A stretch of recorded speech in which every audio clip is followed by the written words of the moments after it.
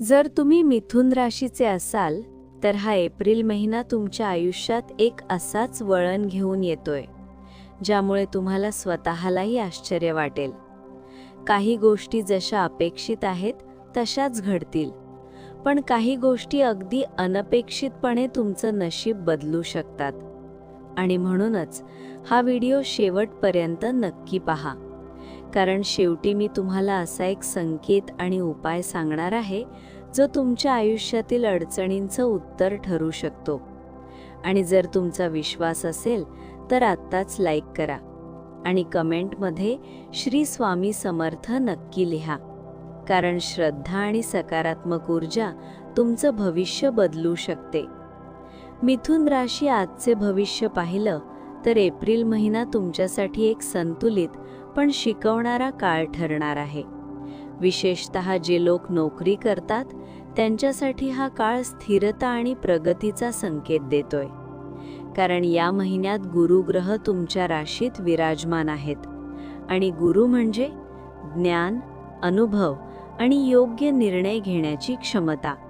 त्यांच्या कृपेने तुम्हाला तुमच्या कामात एक वेगळी स्पष्टता मिळणार आहे.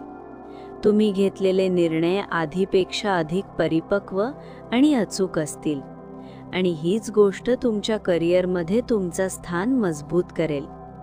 पण इथे एक गोष्ट लक्षात घ्या, तुमचं काम उत्तम होईल, तुमच्या मेहनतीचं फळ मिळेल, पण त्याची प्रशंसा कदाचित तुम्हाला अपेक्षित तितकी मिळणार नाही.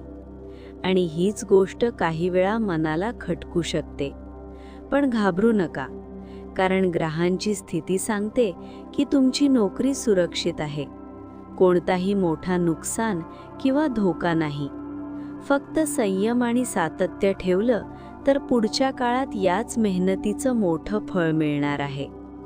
तुमच्या वरिष्ठांचा आणि सहकाऱ्यांचा तुम्हाला योग्य वेळी साथ मिळेल, आणि तुमच्या अनुभवाचा योग्य उपयोग तुम्ही करू शकाल. आता थोडं लक्ष द्या, कारण इथे एक महत्त्वाचा संकेत आहे.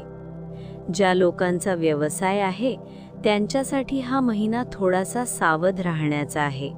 होय, जेमिनाय हॉरोस्कोप टुडे पाहता व्यावसायिकांसाठी एप्रिल महिना खूप मोठी झेप घेण्याचा नाही तर स्थिर राहण्याचा आहे. 11 एप्रिलपर्यंत बुध ग्रहाची स्थिती तुमच्या भाग्यभावात असली तरी ती थोडी गोंधळ निर्माण करणारी आहे.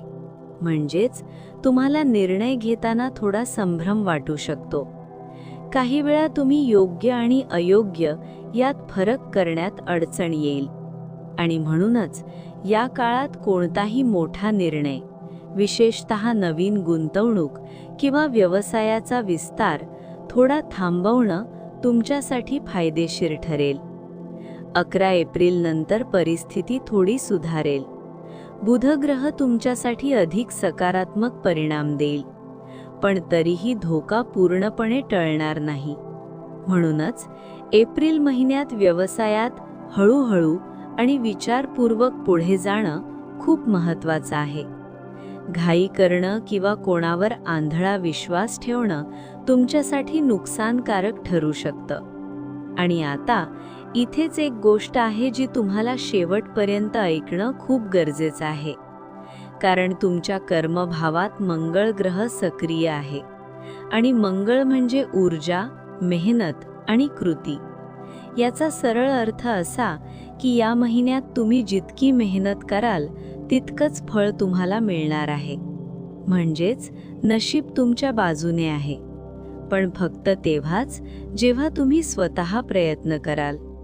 जर तुम्ही आळस केला किंवा संधी ओळखण्यात चूक केली तर मिळणारं फळही कमी होऊ शकतं. म्हणूनच हा महिना तुमच्यासाठी एक परीक्षा आहे, आणि जर तुम्ही ही परीक्षा पास केली तर पुढचे काही महिने तुमच्यासाठी खूप मोठे यश घेऊन येऊ शकतात. आता इथे एक क्षण थांबा आणि स्वतःला एक प्रश्न विचारा, मी खरंच माझ्या पूर्ण क्षमतेने काम करतोय का? जर उत्तर होय असेल तर विश्वास ठेवा, तुमचं यश निश्चित आहे. आणि जर उत्तर नाही असेल तर अजूनही वेळ गेलेली नाही.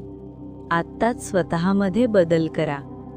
आणि जर आत्तापर्यंतचा हा राशी भविष्य तुम्हाला उपयोगी वाटत असेल तर लाईक करा आणि कमेंटमध्ये तुमचा अनुभव नक्की सांगा, कारण तुमची एक कमेंट इतरांनाही प्रेरणा देऊ शकते. आता बोलूया तुमच्या वैयक्तिक आयुष्याबद्दल.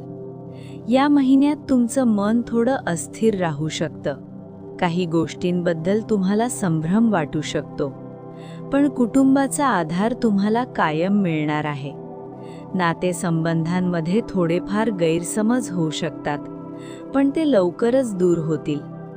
फक्त एक गोष्ट लक्षात ठेवा, संवाद थांबवू नका. कारण अनेक वेळा समस्या मोठी नसते, पण आपण बोलत नाही म्हणून ती वाढत जाते. आरोग्याच्या बाबतीत थोडी काळजी घ्या. विशेषतः मानसिक ताण आणि थकवा याकडे दुर्लक्ष करू नका.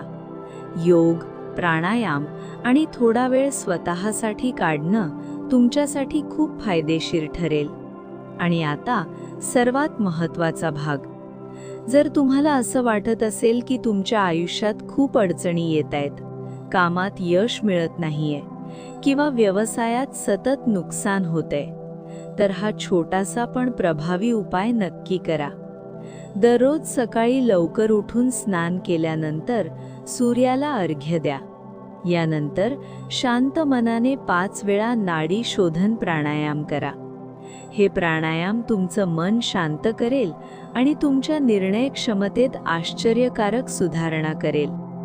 त्यानंतर घरात राम दरबाराचा फोटो ठेवून भगवान श्री रामांची पूजा करा आणि रामरक्षा स्तोत्र सकाळी आणि संध्याकाळी 5 वेळा पठण करा.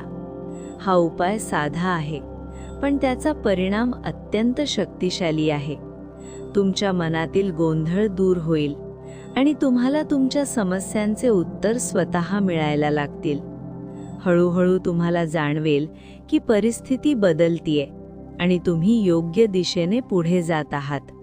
आणि शेवटी एक गोष्ट कायम लक्षात ठेवा, ग्रह आपल्याला दिशा देतात, पण आपलं भविष्य आपणच घडवतो. मिथुन राशी, हा महिना तुमच्यासाठी एक संधी आहे, स्वतःला ओळखण्याची, सुधारण्याची आणि पुढे जाण्याची. जर तुम्ही या संकेतांना समजून घेतलं तर यश तुमच्यापासून दूर नाही. आणि जर तुम्हाला वाटत असेल की हा व्हिडिओ तुमच्यासाठी खास होता, तर आत्ताच लाईक करा, तुमच्या मित्रांसोबत शेअर करा आणि कमेंटमध्ये श्री स्वामी समर्थ नक्की लिहा. तुमची श्रद्धा, तुमचा विश्वास आणि तुमची मेहनत याच तुमच्या यशाचं खरं गुपित आहे. आणि हो, अशाच दररोजच्या अचूक मराठी हॉरोस्कोप आणि मिथुन राशी आजचे भविष्य जाणून घेण्यासाठी चॅनल सबस्क्राईब करायला विसरू नका, कारण पुढचा संकेत कदाचित तुमचं आयुष्य बदलू शकतो.